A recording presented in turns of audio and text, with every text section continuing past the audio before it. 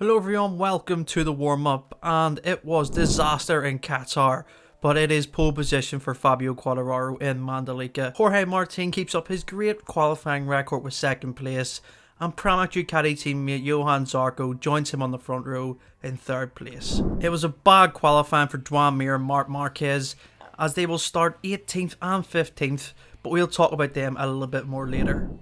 Let's start off with the world champion and his brilliant lap that seen him take pole position.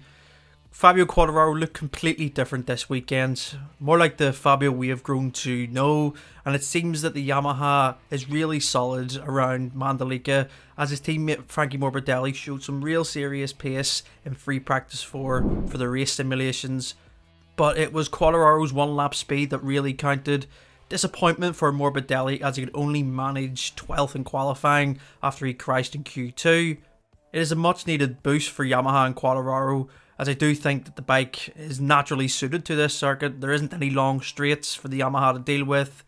The fast flowing nature of Sector 2 has really played into their hands this weekend. It is nice to see Quartararo smiling again as well. And then, like I said, two Ducatis on the front row, but it is the Pramac boys of Martin and Zarco. Jorge Martin is a qualifying specialist. He can always pull out seriously fast laps when needed. Zarco has looked good in practice with his pace, especially in FP4 as he was third. Both of them will be happy. Martin's race pace isn't as strong as Zarco's, but being on the front row for both of them is a huge advantage. And then talking about the factory Ducati team, Bagnaia and Miller managed 6th and 9th in qualifying, which isn't what they would have wanted, but when you look at things, it could have been worse, as in Qatar they were completely lost, and Pecco Bagnaia does look good on his long run pace, especially in FP4. His positions on the timesheets might not suggest he's fast, but he looks consistent, and I think with Pecco being that far up the grid, he gets a good start tomorrow. He's always in with the chance of getting a victory or being on the podium. Jack Miller is more of a mystery. He doesn't look completely at home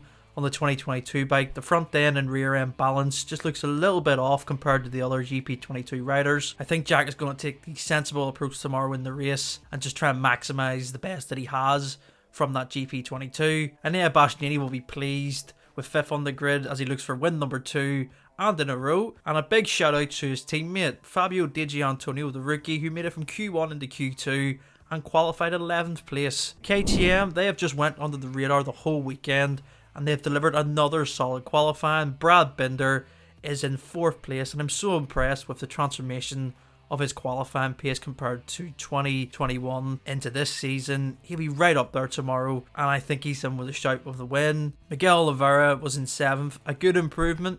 He just needs to work on his race pace. If he can convert that starting position, he'll well be in there with a chance with the top 5 finish. Honda, they look good in testing here.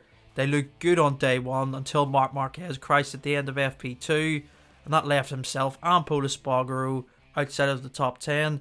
It rained this morning, so they both couldn't improve their time, and they had to go through Q1, the same as LCR Honda. Marc Marquez is the highest placed Honda in 15th, and suffered 2 crashes at turn 12 in Q1. Pol Espargaro didn't look like the pole we'd seen on Friday and in testing here, and both LCR Hondas struggled to make any impression on the timesheets. Will we see Marc Marquez cut his way through the pack?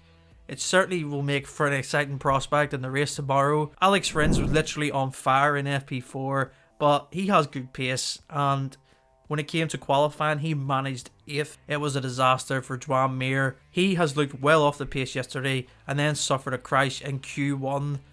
He will start from 18th, and there isn't even a consolation for Mir, as his free practice 4 pace didn't look great, as he was only in 17th. A lot of work to do tomorrow if he wants to get into the top 10. Now, my race prediction, my head says Quartararo, but my instinct is telling me that Brad Binder is going to win tomorrow. I just think Binder is such a threat when he is up at the front, in qualifying especially, and he doesn't have to work his way through the pack to get to the front. The KTM looks good. They'll be hoping to continue their strong race pace that they had in Qatar, and it can be translated again by Binder.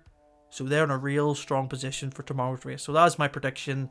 I think Brad Binder is going to win the Indonesian Grand Prix. Let me know in the comments below what you thought of qualifying today. Let me know your race predictions. Make sure to subscribe to Christ MotoGP for more content. like the video, and I will see you tomorrow for Internet Reacts.